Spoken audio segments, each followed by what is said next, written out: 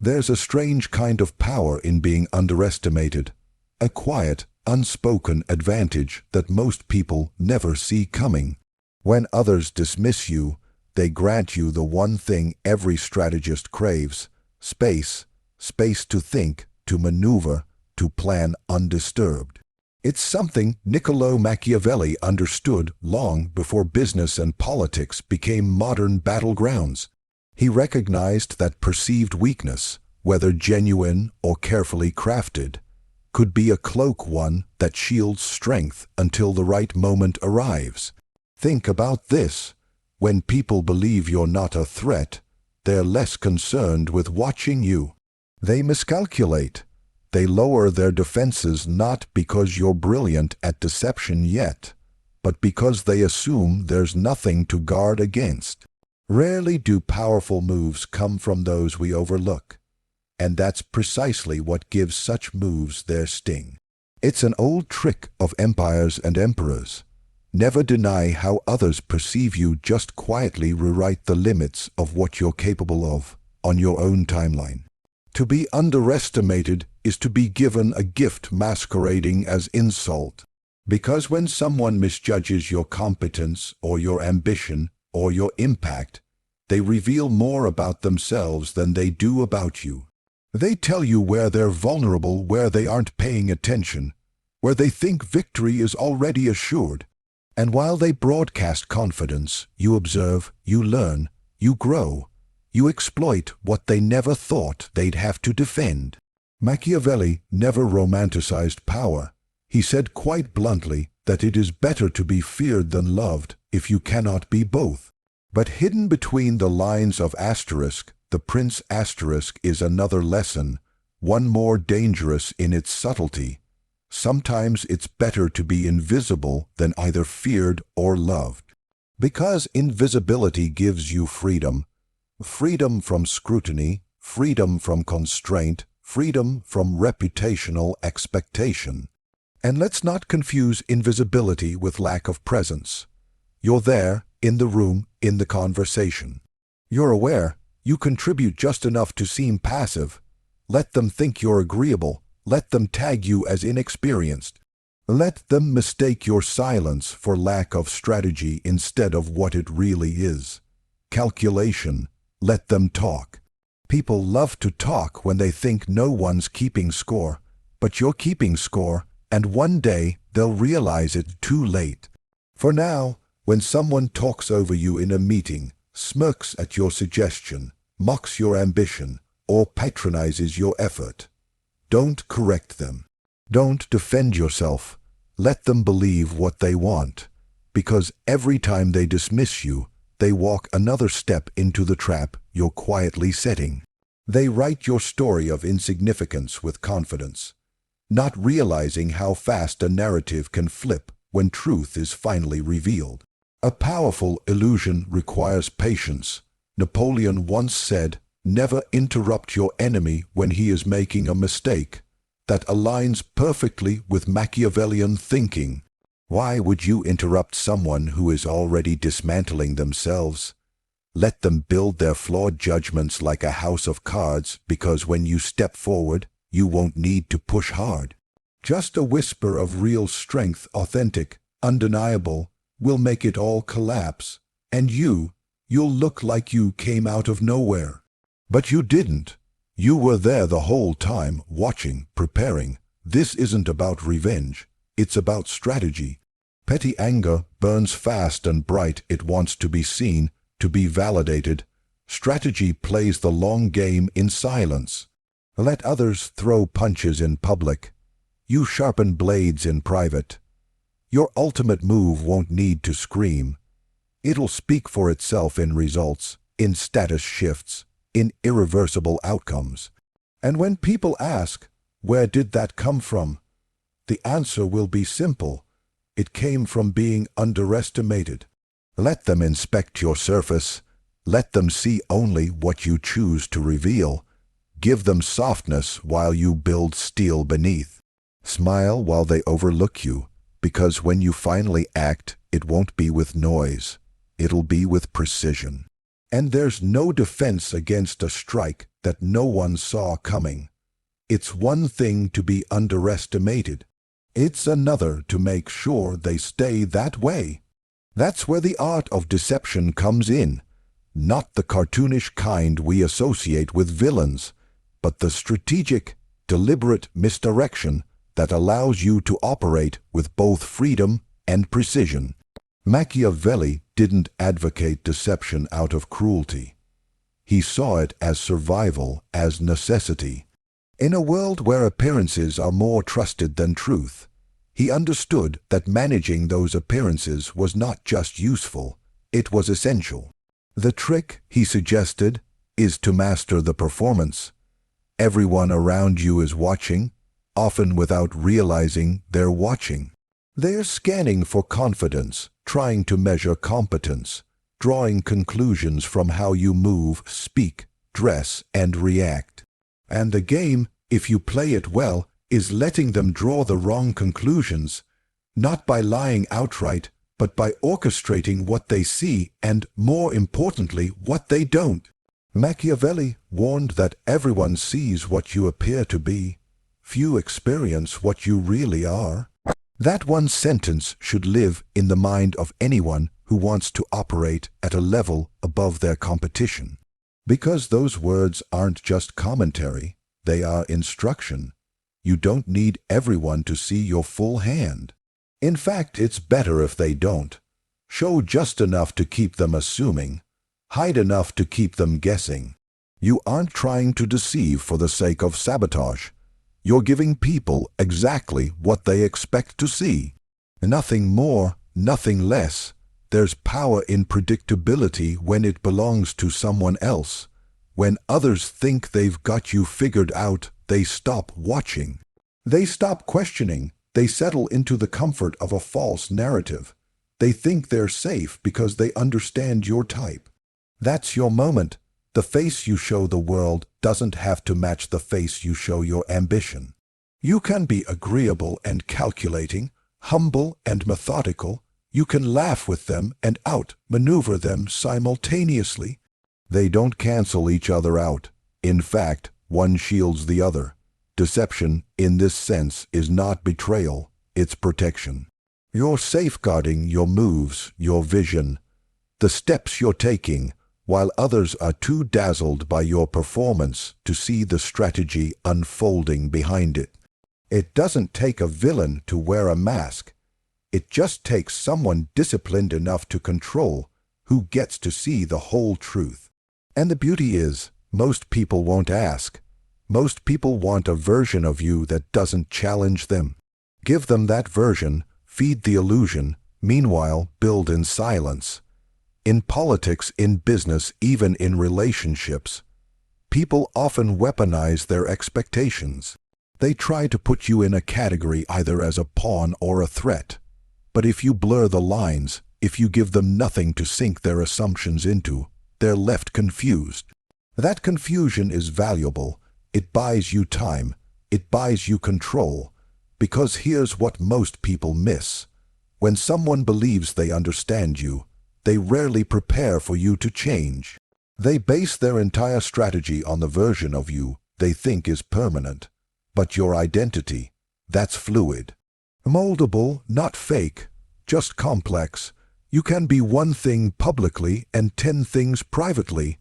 And when it's finally time to act, the element of surprise won't just shock them. It will expose just how deep your understanding ran while theirs barely scratched the surface. The most successful players, whether historical figures or modern ones, are rarely the loudest. They're the ones who knew how to listen, observe, and simulate. The ones who understood that power doesn't always come from being feared right away. Sometimes it comes from leaning just far enough away from the spotlight that no one thinks to defend against you. Until it's too late, we tend to think deception is loud, filled with lies and dramatics, but real Machiavellian deception is quiet, elegant, almost boring. You let people form false conclusions on their own. It's not your job to correct them, just to collect the advantage. Bear in mind, This isn't about harming others. This isn't manipulation for manipulation's sake. It's about discretion. About ensuring that your plans aren't smothered by early interference. About keeping your momentum sacred until it's been sharpened enough to cut. When you wear the mask, you're in control of the stage. And when the moment comes to remove it, when you choose to let the curtain fall, your opponents won't just be surprised. They'll be exposed. Not because you misled them maliciously, but because they chose to stop looking deeper. They believed what they wanted to believe, and that was always part of the plan. The difference between winning and losing often comes down to timing. Not talent, not intelligence, not connections, just timing. And the cruel irony is that most people either rush too early or hesitate too long. Machiavelli understood this better than most. He didn't just advise rulers on how to use power. He warned them on when to use it. Because power applied at the wrong time is just noise, but power applied at the right time can change the course of history. Now, if you've already been underestimated and you've mastered the art of appearing less than you are, your final edge is not just in what you do. It's in asterisk when asterisk you do it. The invisible attack is not just hidden in intention. It is hidden in asterisk patience asterisk. That's the third pillar of the strategy. Positioning yourself quietly and waiting for the precise moment when your move doesn't just disrupt. It devastates. We live in a world obsessed with speed, launch fast, reply fast, win fast. But Machiavellian strategy demands the opposite: stillness, waiting, endurance. It doesn't mean doing nothing. It means doing the right things quietly, even slowly, so that when you do finally act, it looks sudden, it looks shocking, because they never saw it developing. This is true in every arena. In politics, the most effective reforms, good or bad, happen not when the idea is ready, but when the public is unguarded. In business, the most effective innovations do not dominate just because they're better, but because they emerge when competitors are too confident or complacent to respond in time. And on a personal level, the same rule applies. Strike when expectations are at their lowest. Speak when silence has made them assume you have nothing left to say. Seize the moment when no one is watching, because that's when no one is blocking. That's when the doors are open and the guardians are asleep. This is where the underestimated thrive. Because while others are focused on climbing loudly, proving themselves constantly, showing their ambition at every turn, you're doing something far more dangerous. You're watching. Observing plays out in real time, keeping a pulse on the mistakes others are too anxious or too arrogant to notice they're making. And that observation gives you foresight. It tells you when the tide is turning, when the alliances are softening, when the leader is slipping. And that, right there, is your window. But here's what makes a well-timed move so devastating. Until that moment, you've presented no threat. There's no build-up, no warning, so when you finally act, whether it's launching, confronting, pivoting, stepping into a spotlight, they're caught flat-footed. They scramble, not just because of the quality of your move, but because of the timing. You chose not to challenge them when they were ready. You waited until their weapons were down, their focus was elsewhere, their guard was long gone. Machiavelli wrote that fortune is like a river. You can't always stop it, but you can prepare for it. You can understand the cycles, the currents, and build your structures accordingly, so that when the waters finally rise, you're not washed away. You're carried forward at full speed. That's the essence of timing. You don't force it, you prepare for it. And that's what most people get wrong. They think ambition is only about movement. It's really about momentum, and momentum doesn't come from constant motion. It comes from building pressure quietly. waiting for one clear moment to release it all at once. We often mistake early action for courage. But sometimes the greatest courage is in restraint, holding your move until it will matter most, until the foundation will crack if you tap the right stone, until the perception of being passive becomes the very cover you need to hit with precision, and leave nothing standing in your way. If you move too soon, your strength will be met with resistance. They'll see it coming and rise up to meet it. But if you wait until they assume you've faded, until your influence seems a memory, until they stop checking over their shoulder, that is when your strength meets no defense. Your timing turns their assurance into their downfall, and then, suddenly, you're not the quiet one in the corner anymore. You're the storm that looks like it came out of nowhere, but you didn't. You were there the whole time. Not dormant, deliberate, not passive, positioning. And when their narrative collapses, when their plan unravels, when their confidence shatters, all in response to your perfectly timed move, they won't know what hit them. All they'll remember is that they never saw it coming. The most dangerous weapon you can wield isn't force, it's perception. Machiavelli knew this better than anyone. In his time, ruling wasn't only about armies and decrees. It was about image, about crafting a version of yourself that would disarm, distract, or dominate without lifting a hand. What people believe about you often matters more than what's actually true. Control that belief, and you begin to control how the world moves around you. But here's the trick, and it's what separates amateurs from true strategists. You control the narrative not by shouting louder, not by constantly defending yourself, but by mastering silence. You control by guiding what people think they're seeing, while making sure they never see everything. Let them fill the gaps. Let them build a version of you that feels comfortable, predictable. They will almost always fill in the blanks with their own assumptions, and those assumptions become your cover. Machiavelli wasn't interested in moral textbook heroes. He studied how real power behaved. And what he saw, what he dared to write down for others to learn, was that leaders were most effective when they understood the gap between appearance and reality. A prince, he said, must seem compassionate, honest, and faithful, but only when it is useful to do so. And that's the essence of this principle.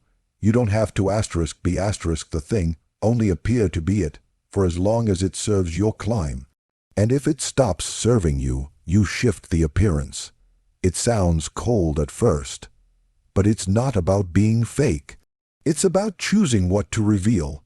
Think of it like a stage. Not everyone gets a backstage pass to your process, your plans, or your power. Most people only ever see the spotlight moments, and if you let those moments be filled with carefully chosen traits, restraint, humility, even a little strategic uncertainty, they'll draw a version of your story that makes sense to them, that comforts them, that keeps them from realizing the scope of your capability. In a world obsessed with attention, constant sharing, and keeping up appearances, there's a rare and devastating strength in staying quiet, in moving through rooms without feeling the need to explain, in letting others see what they expect, even as you quietly rewrite your own path beneath the surface. This is what we mean when we talk about controlling the narrative without revealing your hand. It's not about lying. It's about curating. It's about knowing what's useful to show and what has more value kept in reserve. People tend to panic when they're misunderstood, but misunderstanding can be your best ally. The room might see someone harmless, passive, distracted, or even weak, and it would be easy to correct that assumption. To make a bold display, to let your ego rush to the front to announce how wrong they really are, but let it go. There's no benefit in correcting someone who is feeding you an advantage. If their misinterpretation gives you space, if it gives you freedom to move unchallenged, why interrupt it?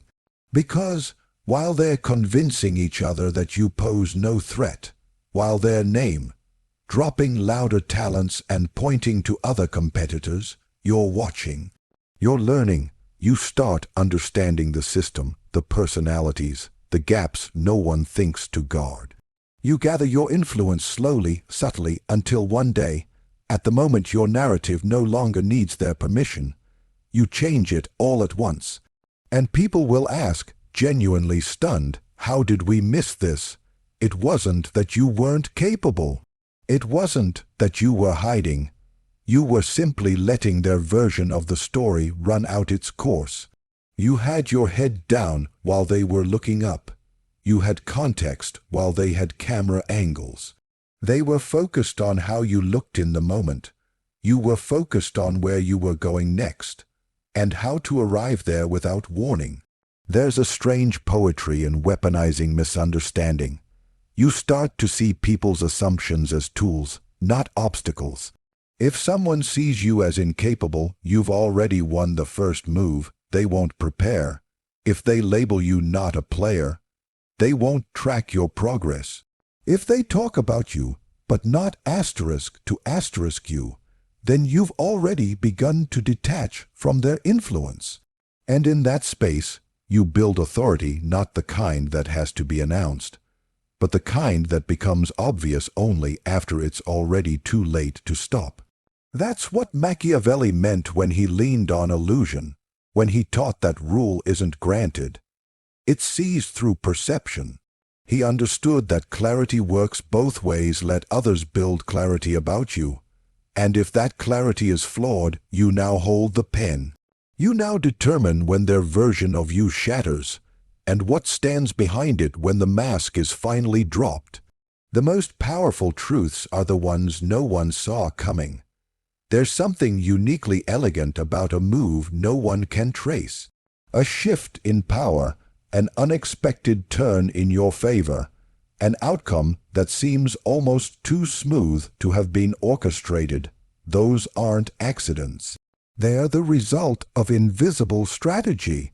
And while everyone else is trying to be seen, to be credited, to be celebrated for their every step, the true Machiavellian learns to value something far more lethal, the untraceable strike. When you master the invisible attack, your fingerprints aren't on the scene, even though you wrote the entire script. That's the final layer of power, not just patience, not just deception, not just timing, but the ability to act so subtly, so precisely, that your impact looks like fate, like coincidence, like something that just happened. And that's how those who underestimate you begin to understand, much too late, that the quiet ones often shape more than they show. To pull this off, you have to resist one of the most basic human instincts, recognition. We all want credit. We all want people to know we were the reason something succeeded. But Machiavelli would ask, does it really matter who gets the credit if you're the one who holds the influence after it's done? Visible power craves applause. Invisible power builds empires, because when you're seen as the aggressor, the manipulator, the disruptor, you invite resistance. You give your adversaries a reason to unify against you. But when your hand disappears and only outcomes remain, they're left searching for answers.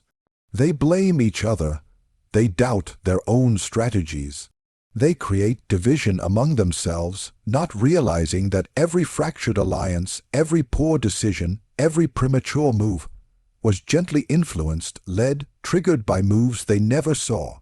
That's the genius of the invisible attack. You don't need to force your dominance. You just need to engineer the conditions where others fall while you rise. You've probably seen it play out before. Someone steps forward at just the right time to save a deteriorating situation, not realizing that it deteriorated at a pace that benefited them from the start. A competitor backs out due to unforeseen pressure that conveniently clears the path. A colleague's influence starts to fade as they begin to misstep. not knowing their missteps were encouraged, even applauded, all the way down. None of these things by themselves look like weapons, but together they dismantle power structures with surgical precision. And yet no blood, no noise, nothing to point at, just an open field where there was once a fortress, and you, somehow already standing at the center. Machiavelli didn't believe in brute domination. He believed in control, influence, subtle manipulation of outcomes without the drama of direct confrontation. Because when you strike openly, the world turns its eye to you. It judges, it scrutinizes, it pushes back. But when the tide turns slowly in your favor, without anyone able to say exactly why, you become undeniable, unblameable, and unstoppable all at once. You're not just ahead, you're untouchable. This requires an ego that can tolerate silence. It takes confidence to move through the world without performing for it. It takes courage to plant the ideas and let them grow without shouting, "I did this," from the rooftops. And it takes deep strategic maturity to walk away just before the moment of victory, to let someone else collect the trophy if it means you inherit the long-term influence. Because one public moment is never worth more than private control. Never. They may laugh when you're quiet. They may mock your stillness. They may dismiss your neutrality, your lack of spectacle. Let them. Every empire that ever fell learned too late that silence isn't weakness, it's preparation. And when the tipping point comes, when the illusion breaks, and the shift becomes clear, they won't even know where to begin pointing fingers. That's when you know your move worked. That's when you know you held the real power all along. The greatest architects of influence are the least visible in their work. They aren't writing history with ink. They're writing it through instincts nudged, fears stoked, opportunities timed to perfection. And when the dust settles, they walk through untouched, not because they weren't involved, but because they never left a trail.